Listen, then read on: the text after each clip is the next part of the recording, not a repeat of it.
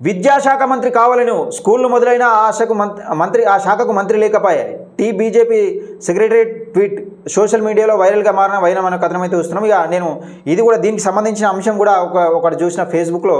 అది ఏంటంటే విద్యాశాఖ మంత్రి అనేది నిజంగా తీన్మార్మలకి ఇస్తే బాగుంటుందని ఒక మిత్రుడు అలా పెట్టిండు. నిజంగా చాలా సంతోషం.